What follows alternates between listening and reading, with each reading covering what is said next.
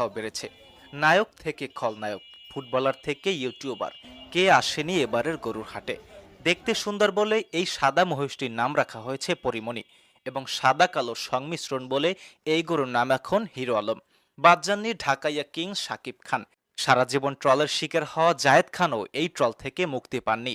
শখ করে এই গরুটির নাম রাখা হয়েছে জায়েদ খান। বেশি দৌড়াদৌড়ি করে বলেই এই গরুটির নাম রাখা হয়েছে মেসি। খেলার মাঠে অভিনয়ে পারদর্শী বলে এই গরুর নাম এখন নেইমার।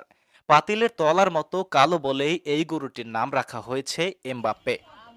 গরুর হাটে তারকাদের সংখ্যা যেমন বেড়েছে, তেমনি বেড়েছে গরুর দাম। অভিযোগ ক্রেতাদের। টিক্কা সেলিম, উজান টিভি, বাইন্যাহালী।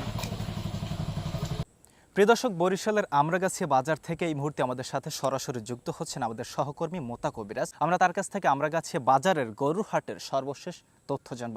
মোতা কবিরাজ, আমরা